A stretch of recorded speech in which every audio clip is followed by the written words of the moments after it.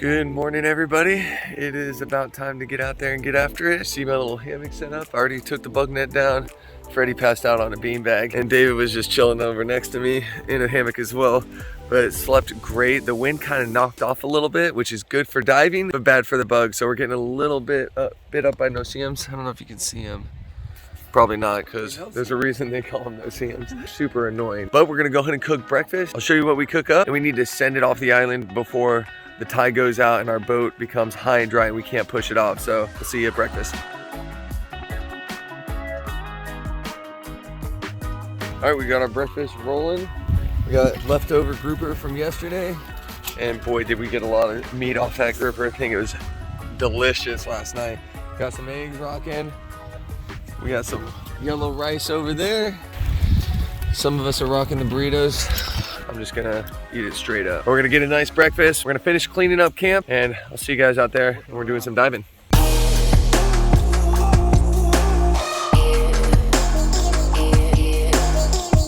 Is my GoPro on? Yes. Okay, good. All right, let's go, David. Let's kill something.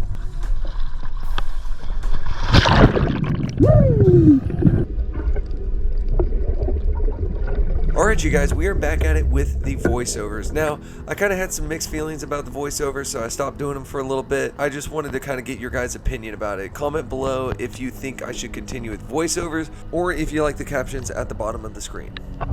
So now, I just wanted to take you guys on this dive.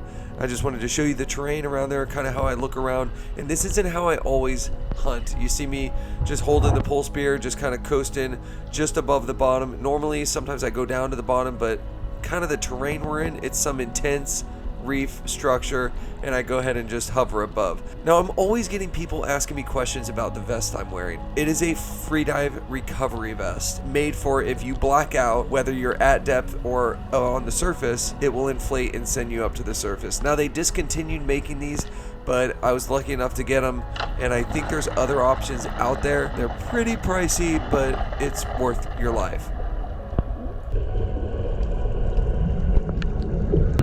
So we are hunting pretty deep water. We're at about 90 feet. The most fish that we're gonna get are pelagics, and that's exactly what comes cruising by.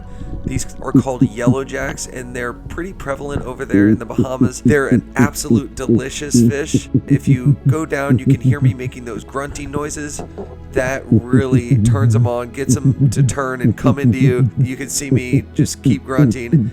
They come in cruising, and I pick out my best shot on the one that I have at the end, and I go ahead and let them have the spear.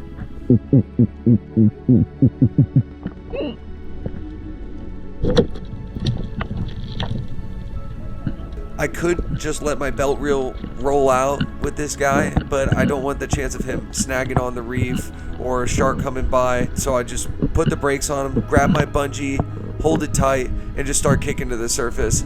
Now that bungee is almost used as a fishing rod, and it kind of lets him run a little bit, then it tugs back on him and kind of wears him out a little bit. But I'm able to get to the surface and got my first fish of the day.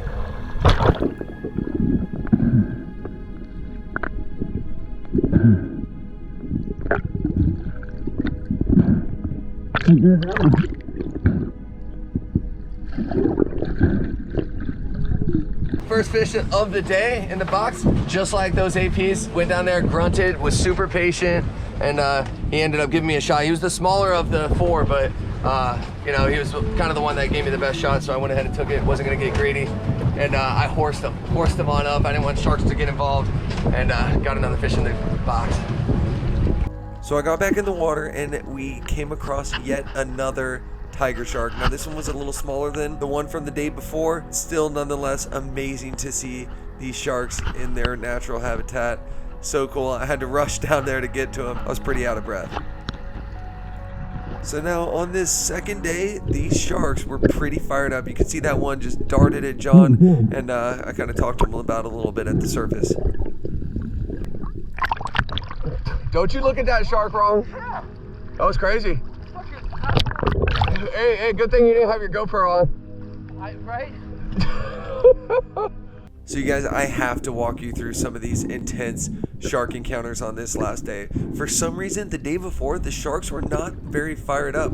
We were shooting fish all around them, had zero issues with any sharks the day before, not even tiger sharks, but today, the reef sharks were just insane. So now David shot this nice dog snapper. He's still on the spear, stuck around the ledge inside this cave. David went ahead and let him sit and headed to the surface so we can reassess the situation. He's in there. It's a good shot, but I think the sharks might be able to get him. So breathe up. I'll try to get down. I'll try to get down right with you. So now we came up with a game plan. We were going to go down together. David was going to kind of handle the fish. I was going to hang out just above with my spear, ready to poke away any sharks. And you see, I had my tip off the spear. That's a big time tip I can give everybody out there. Is if you have sharks around and are going to kind of poke them away, take your slip tip off, just so you don't injure the shark or stab the shark and lose your pole spear just because you're trying to fend off sharks.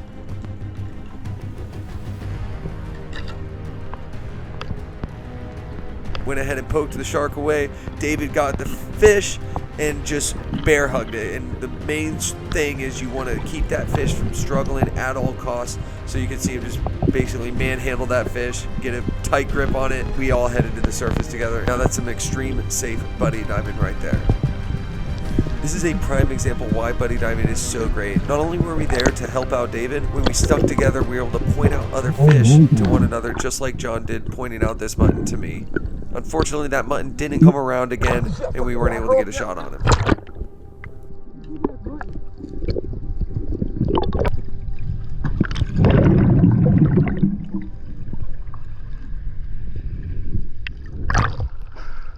Hell yeah, dude. Nice, dude. That's teamwork. Hell yeah. Straight up. Hell yeah.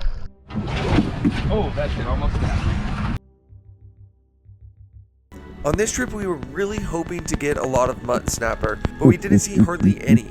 Now on this dive, I went down to about 70 feet. It was a blind drop. There were so many barracudas, so much life around, and I was just kind of hoping to get a shot on something. And actually, off in the distance right there, you could see a gigantic dog snapper. Now, it's probably one of the biggest I've ever seen. It's hard to really give it justice, but he's pretty far off, and he's very vivid, and that just goes to show how big he really is. Unfortunately, I kind of cut my losses on him. Just from his body language, I could tell he wasn't interested at all, but a mutton did come into my grunting and my noise making. Now, I didn't land the shot. I think I rushed it, wasn't very focused. Luckily, this mutton went into a hole, popped right back out, and I was able to land the shot. Didn't really have a chance to line up for the perfect kill shot, but at least I got the fish. I brained him real quickly, and it wasn't a stud mutton, but it was my only mutton of the trip.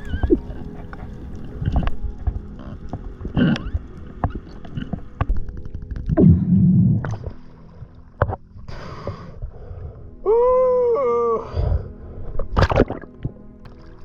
That's a monster tiger grouper. Dude, did you see that gigantic dog snapper that came in? No. I saw you shot at something. I wasn't sure what I shot at him. Oh, it's just a mine. Good hole cooker size.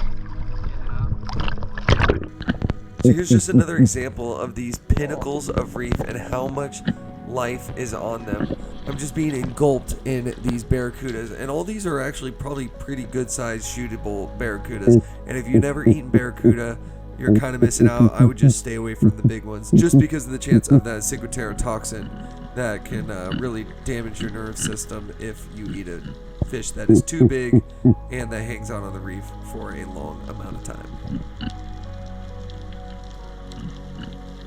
How's the last dive of the trip?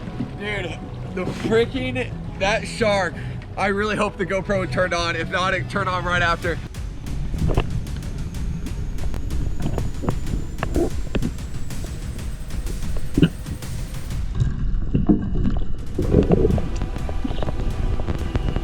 Oh my God, dude. I was trying to get there as fast as I could. Oh my God. That guy, you hit him in the head. Yeah. You had to hit him in the head with your hand.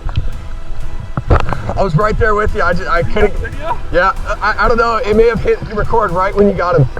Dude, that was gnarly. Oh my God. That was Did you see that? Yeah, that was intense for sure. David went to bear hug this dog snapper that he got, and he freaking the shark went in between his arms after the dog snapper. That's wild. And he was like hitting him in the face to get him away. It was insane. And it was the one that I poked real hard to get away, and he wouldn't leave. These sharks are gnarly, man. All right, everyone, we went ahead and checked out. We are sending it back to Florida, and we definitely have a good amount of fish. We did not go over our limit. We did not keep anything that was out of season or undersized, but this really wasn't a meat trip. It was all about the adventure, being on an island, taking it easy, nice and chill, eating fantastic food, and also being with some friends. I'll see you guys back at the crib, and there is a special way I'm gonna prepare these APs, so stay tuned. All right, you guys, as you can see, we're not at my house. We did make it home safely, and boy, do I have a treat for you with this AP. We went ahead and sent it on a jet ski mission a couple days after this Bahamas trip, and we weren't sure if we were gonna get anything,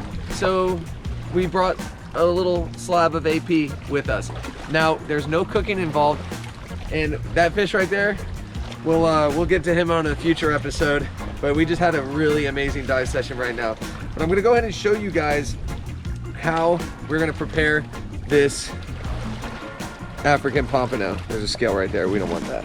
Ew. All right, we're gonna go as primitive as it gets, and this is basically, that's how it's done. I get a really sharp knife, I'm gonna slice this as thin as I possibly can, and then we're just gonna eat it straight raw with some soy sauce. So that is the surprise, super easy. I'll show you guys just at least my first few cuts. You wanna cut them basically as thin as possible. And we're just gonna be munching on pieces of this as we go. And that's basically what you get. And yeah, let's just dig into these first couple pieces. PJ can go first. Alrighty, I have the honors. That's right. I haven't had African pompano in a few years now, so quite excited. Rawness. How's it? Stringy? It's good? That is good. I was worried it was gonna be a little stringy because No. it's such a big fillet. Yeah. Usually you want the middle like loin part, but Nah, it wasn't stringy at all. It was firm, but not too firm. I'm dying to try it. Now it's my turn. Taste test. Got some soy. Good. Crazy how like. Yeah, it's like, yeah, it doesn't break down. It's like firm, but not like chewy. It's perfect. It's not stringy. No, not at all. So good. Now everybody knows why we're always after those APs. They were amazing. And they're beautiful fish in the water. I hope you really enjoyed this Bahamas little two-part series. It was a really sick time diving, amazing conditions, and even though it wasn't grouper hog, we still got some good quality fish, and I'm just happy to be in the water with my friends, adventuring like I do. You know how it is. If you enjoyed this episode, go ahead and give it that thumbs up. If you're new, consider subscribing. I love putting out content like this for you. Share with your friends, and like always, I'll see you guys next week for another adventure. Later.